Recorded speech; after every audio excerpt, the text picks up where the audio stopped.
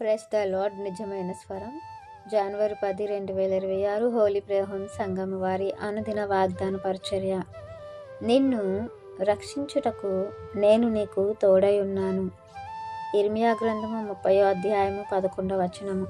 ప్రియమైన దేవుని వారలారా, మన తండ్రి అయిన దేవుడు ఇశ్రాయేలు జనాంగాన్ని వారు ఎక్కడెక్కడైతే చెదరగొట్టబడ్డారో వారందరినీ సమకూర్చుకొని వారిని రక్షించడానికి నేను మీకు తోడై ఉన్నానని వాగ్దానం ఇచ్చారు. వారిని చెదరగొట్టిన జనాంగంని సమూల నాశనం చేస్తానని కూడా దేవుడు సెలవిస్తున్నారు. ప్రియమైన దేవుని వారలారా, ఎంత వ్యతిరేకంగా ఇశ్రాయేలు జనాంగము దేవుని పట్ల ఉన్నా, దేవుని ఎంతగా బాధ పెట్టినా కూడా దేవుడు వారి మీద కోపించి వారిని శిక్షించిన వారిని మరలా దక్కించుకోవటానికి వారికి ఆయన శిక్షిస్తూ వారిని దండిస్తూ వారిని గద్దిస్తూ వారిని మరలా సమకూర్చి వారికి బుద్ధి వచ్చేలా చేసి దేవుడు మరలా వారిని విడిపించుకొని వారి పట్ల కనికరం చూపిస్తున్నారు.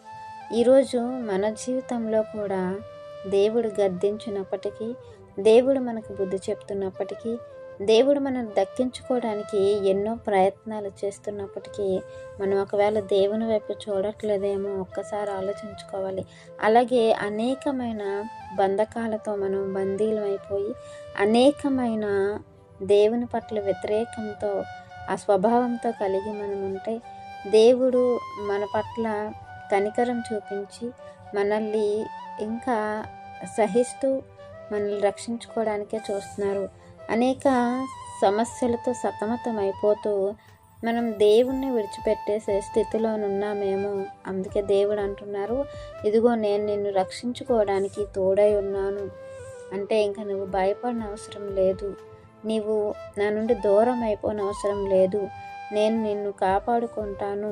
నీకున్నటువంటి పరిస్థితులను నేను తారుమారు చేయగలను, ఆ పరిస్థితుల నుంచి నిన్ను లేవనెత్తగలను, నిన్ను విడిపించుకోగలను అనే ఒక గొప్ప ధైర్యాన్ని దేవుడు మనకి ఇస్తున్నారు. కనుక దేవుడు ఎంత వ్యతిరేకంగా ఉన్న ఇశ్రాయేలు జనాంగాన్ని వదలలేదు, ఎంత వ్యతిరేకంగా ఉన్న మనల్ని వదిలిపెట్టేవారు కాదు.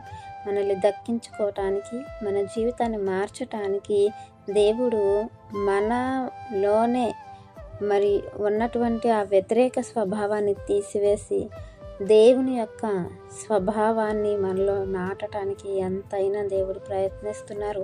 ఆ ప్రయత్నానికి మనము బందీలు అవ్వాలి, ఆ ప్రయత్నానికి మనము బానిసలు అవ్వాలి, ఆ ప్రయత్నానికి మనం లోబడితే మన జీవితాలు అద్భుతంగా ఉంటాయి.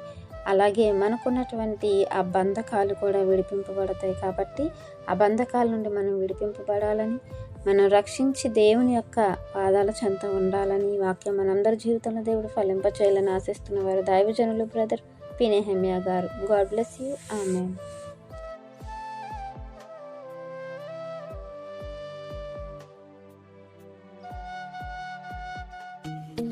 Hi friends, holy prayer home Gajuwaka సంగమ వారు మాట్లాడిన విలువైన దేవుని సందేశములను మీరు వినటానికి మా యొక్క యూట్యూబ్ ఛానల్ హోలీ ప్రేయర్ హోమ్ను సబ్స్క్రైబ్ చేసుకొని పక్కనున్న బెల్ ఐకాన్ క్లిక్ చేయగలరు.